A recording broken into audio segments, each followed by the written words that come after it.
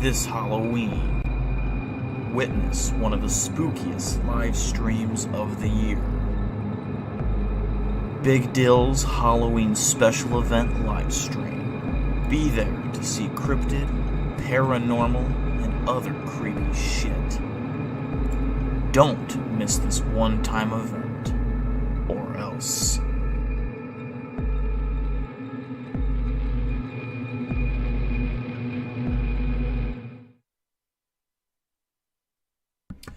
What is up, guys? Let me fix my camera here. Let me fix my old camera, you know. We just gotta zoom in here. We had an OBS heart attack. Okay.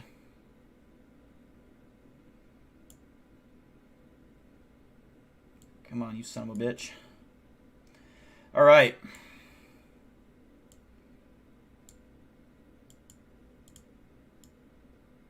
We should be good to go. Let me know if there's any audio or video issues. It was an OBS issue. The whole thing crashed, and I had to restart and change some settings. So we got it where the Halloween event is live, finally. After I punched my desk about 8 times, here we are. We have a lot of cool things planned tonight, which I need to re-queue up here, some stuff here. We're going to let a few people join in. If you guys can get in contact with people that were in here and lost it, if we can get them back in. We will be having a cryptozoologist, Ryan Tremblay, on tonight for about 30 or 45 minutes. We have a quiz we're going to be doing, and then we're going to be asking him some questions for the first segment. We'll be previewing his new podcast. And then at some point tonight, and you'll probably hear me say this about 4 or 5 times, but we will be previewing the Cryptid War story time, and the winners will be announced tonight. So during that segment, so stay tuned for that. We have a lot of cool shit we're gonna be doing. So we'll let some people join in here, and while we're doing that,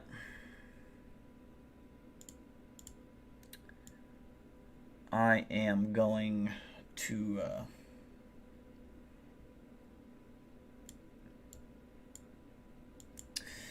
This stuff ready to go. Okay. And Ryan, I did lose you there because I had to restart my internet. I will add you back into the call here in a second.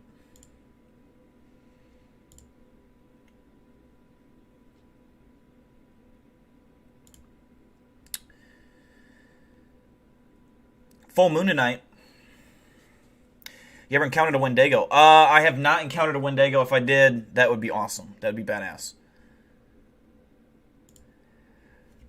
Welcome back, Eli Buckmaster. Good to see you, bro. Yeah, no, we finally got it working. I figured it out. It was, it took some messing around with some settings that I accidentally fucked up before the stream, since I added all this. I have all these things preloaded into OBS, and it made the whole thing just go haywire. So, yeah, I had to just calm down and think for a second. What's up, Direwolf? Yeah, let's get this fucking bread. We're going to do shout out to Geek Squad, Dusty, Alaskan Gold Rush, Mad Moose, Elaine, Andrea, Geek Squad. I already said Geek Squad. Like I said, Direwolf. Let's see. We got Lila, Pamela, Ryan Tremblay, Julie, Gerard. What's up, man? Carito.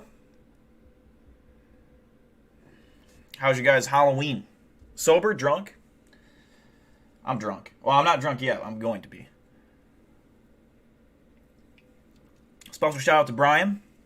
Possibly Adam if you're watching. What's up, Chris Maki? We got some cool shit we're going to do tonight, for sure. For sure. You're semi-drunk? What's the drink of choice tonight? You put your 4-month-old baby in a pumpkin? That's dope. That's dope. My cat won't fit in a pumpkin, so I can't put her in one. She'd probably eat it. Hell yeah, Dusty. Sober Dale, sober. Yeah, what's cool is, so when I do the Cryptid War Storytime segment, the preview, I actually have a segment in there showing who wins the drawings. So, and the crazy thing is, I did three shoots. There, the first shoot, the 4K camera didn't focus right, and so I had to reshoot it. And the same winners got picked the second time. I said, okay, I'm going to do a third one just in case if I have to pick whatever one turns out better, because the 4K has a manual focus, and I can't do that when I'm not on the camera. So I shot another different one, and I got all three drawings. I got the same two fucking people every fucking time. It was meant to be. Welcome, Master of the Meme. All we have in New York is gangs and riots. Maybe the occasional Wendigo. That happens.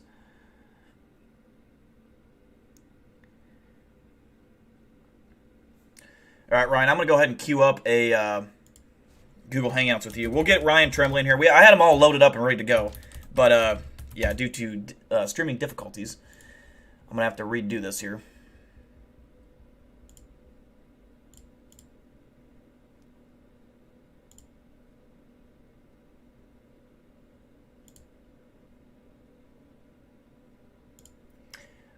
We'll get Ryan Tremblay on the line, and we will... we're going to do a quiz, and then we're going to ask him some questions. We'll probably ask him the questions first, is what we'll do, and then we'll do a quiz together. Now, if you have a paper, pen, pencil ready by your side, we're going to do 10 questions on this cryptid quiz, so keep track of how you do on the quiz when we get to that point. And we'll see who can get all 10 right. I'll be curious to see.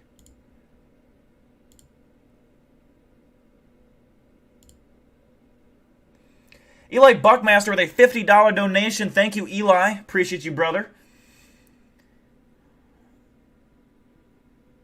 Like I said, if we now, I believe we're at $100 total. So if we get another $300 raised, we can fund the Cryptid War Storytime Part 2. And we're back. And there's Ryan Tremblay. We got Ryan Tremblay on the line. And also, shout out to Ryan for the $20 donation earlier in one of the other 4 streams that we did tonight. OBS is being a bitch tonight, huh? Yeah, dude. It was... I mean, it was my own fault, but... yeah, I don't know what I'm doing half the time, so... Did you just lock up again on stream? No. All right, you're good. Yeah, we should be good. I made the video... The video quality might not be as good, but I had to turn it down to 720p, so... That makes it run smoother, but... So yeah, guys, we're going to have Ryan on. If you guys have questions for him, go ahead and ask in chat, and... you know, about cryptids or whatever, and we can get to that. I have some questions for him here. Let's see what we got here. Paper and pen ready. Here we go. This is gonna be good. It's gonna be good. Yeah, so we'll ask him some questions first. When we get to the quiz, yeah, like I said, make sure to write down how you guys do, because I'm curious. All right, let's see. Watch them all pass, and I'll fail miserably. Yeah, right. That'd be great. When you had your headphones on, it sounded like Ryan was behind you. I am behind you. Ryan, have you ever heard of the Palmyra wolves? Asks Alaskan Gold Rush. I've heard of them briefly. I've never gone into depth with them. What's up, Gamerosity? I want to know. What's the difference between Skinwalkers and Wendagos? Because one is outside of my house and screaming. Does he really want to know what the difference is? I think, yeah, what is the difference between, like, for the people that don't know, what is the difference between a Wendigo and a Skinwalker? Because they're commonly grouped together. Well, you got to look at the mythology of it all. Skinwalker is basically a shaman or a witch that can change form. A Wendigo is more a demon that possesses somebody. So here's an interesting question for you. To your knowledge, have cryptids ever been known to kill a human being? Oh, yes, most definitely. Land Between the Lakes. That's a very famous case. Look that up sometime. It's very interesting. I think it was either a Gugway or a Dogman behind that. Okay. And this is more of a question for people that aren't really, that are kind of either new to this or don't know. So some of these might be dummy questions, but I feel like some people might find this interesting. Does cryptozoology deal with aliens or ghosts at all?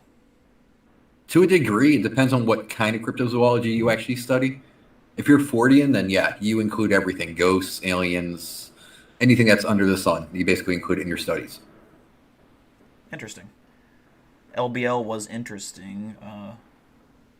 LBL was scary. I mean, a little girl and her family were killed there. So. Oh, jeez.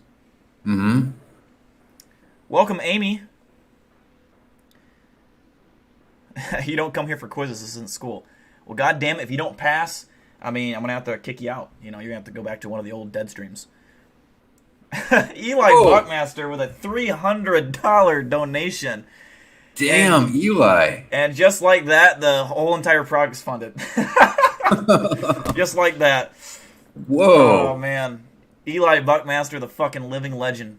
$350 in donations in a matter of minutes for Eli Buckmaster. You fucking animal. Oh my god. Oh, I love that man.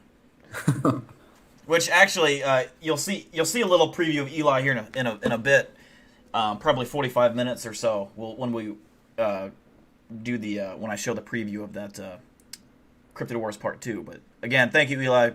Appreciate you, brother. Damn, $350. Yep, and he actually Eli himself funded the entire thing. he's actually donated $400. He donated $50 to the GoFundMe as well. That's crazy. Wow. Had to do something big for my big return to the stream. He has actually been busy, and he hasn't been in the stream for not too crazy long, but for a couple 3 weeks or so. So yeah. At this point, you owe me your firstborn. Yeah, I do. Yeah, I'm naming my first kid. Yes. Yeah. Yeah. Eli is a great. Let's get some thumbs up emojis in the chat for Eli Buckmaster, or clap emojis would be better. Clap emojis. Eli single-handedly carrying the stream. Okay, let's see. I think we'll get back to the question part here. Okay. And here's an interesting one, and I know a lot of people ask this. I've asked you this before. We've talked about this before. Okay. Why do people not find bodies or skeletons of cryptids in the wild? That's a big theory, but really, if you want to break it down, how often do you find a bear carcass in the wild? You know, everything eats it so quick that really you have no time to find these things. So that's one theory. Another theory, they bury their dead, they eat their dead. Which way do you want to go with that? Yeah, I mean, I think it's interesting because they probably, it's likely that most cryptids, say, let's talk Bigfoot, they probably live in extremely dense forest, areas where it's not like human traffic is common through there. Otherwise, they wouldn't be living there.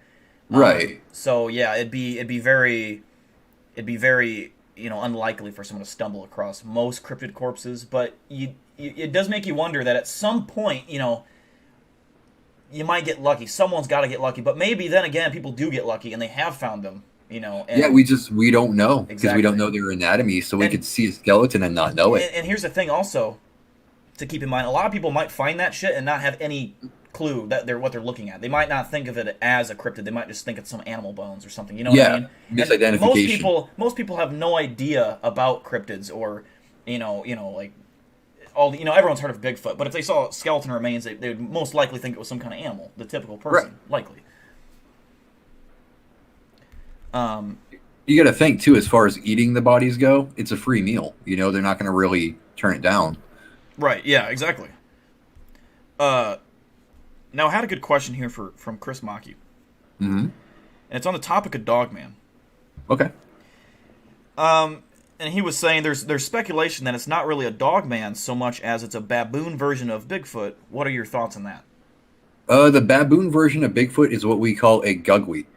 So they are two separate species. You got the Dogman and you got the gugwe, which a lot of people have seen. They reported them having 5 fingers like a man, 5 toes like a man, the legs like a man. So no, they're not a Dogman species. Okay. Are they more aggressive than? I have heard they are. Yeah, I mean, some people suspect they're behind LBL and some other killings as well. Okay, gotcha. I wouldn't want to mess with one. Yeah, no. I wouldn't want to really mess with any cryptid. I could fuck up a baby Bigfoot. Maybe. I could slap him up real good. Okay, here we got a question from Direwolf. This is a question I've been waiting to ask. Ryan, have you ever heard of the beast of Givaudan, if I'm saying that right? And if so, what is your view on that? Wolfpack, extinct species, Dogman, or something else? I think that's something that's an extinct species of wolf. Because the way that they describe it, it's wolf-like, but it's hyena-like at the same time. but it was still brought down, and they actually displayed the body for a long time, but you can't find it anymore. I think that was a species that was flourishing at the time, and now it's wiped out. By the way, welcome Serena and Lava, and Coco, and Luke. Welcome, welcome. Evolution has an interesting question as well, and I've always kind of wondered this, and this might segue into a different, I guess, question that's kind of the same, but he asks, how would a Wendigo transform? Is it immediate, or does it change a little bit each time it eats? Ooh, good question. From what I've read, I would say that they change pretty quickly. It's one of those things where it starts taking over their mind first, and then the body just starts altering really rapidly. And see, I've kind of always wondered, in terms of skinwalkers, what do they have limitations on what they can transform into? I know there's a lot of theories on skinwalkers, and maybe they aren't exactly transforming into animals. There's a lot of theories out there that, I would like think there witches would and stuff be like that. limitations, though. I mean, think about it. Too much of a transformation would kill the human host. Yeah, exactly. So, like, if we're talking, because I've heard a lot of skinwalker accounts with deer, especially deer, where deer and dogs are probably the two most ones I've commonly heard of, especially deer. And when you see an animal like this, it's always something's off about it. It's not entirely how you would come to know this animal. For example, a deer, if you saw it in the wild, it might be staying bipedal on its hind legs, and be screaming like a woman, or a dog with no tail and human eyes, stuff like that. What would be the limits? Could you see a skinwalker turn into like a bird, like something tiny? Because would that make sense? I think we got to think like beyond the box with this because it's magical. That's more the other realm. And so, no, we got to say that there's probably really no limit to how small they can get, but how big. Because I think if they increased in mass, that would tear the host apart. Right. Shrinking, I don't know. Maybe it would break bones or whatever. Maybe they can heal from that. Yeah, and they're likely probably not human, but I have heard rumors that they are not, theories that they've started out human at one point in life, whether they were cursed or whatever. All the native tales say that they're human beings that just alter shape. They never said that they actually fully transform. They just say alter shape. So when they say that, do they mean all the way or just partially? Right, exactly. And we can't say, oh, they change into a bear or they change into a tiger. Yeah, it's just, I don't think it would work that way, but I don't know. And Eli brings up big cats as well. And I know that you've seen the clip with, and I don't know where it was at. I want to say it was somewhere kind of where you live almost. It looked like some kind of desert with the big, it looks like a mixture of a big cat plus human, like crawling through the rocks, up that terrain. Yeah, that was taken here in Arizona. Yeah, that's what I was thinking. It looked like an Arizona kind of area. That one's interesting because it looks like a big cat, but it doesn't exactly look like a big cat, if that makes sense. I have to wonder if when they say that they transform into animals, if they just mean that they take on the way they move, the characteristics and the movements. That's possible too. It could be. And I know.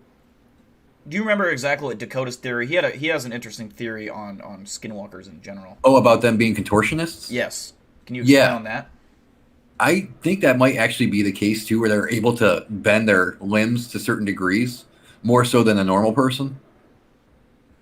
Yeah, because that actually would sound like it would make sense, because contortionists can really bend like a pretzel. If you've ever seen them perform on stage or whatever, my God, they can actually, walk on their tips of their fingers and do all kinds of crazy shit.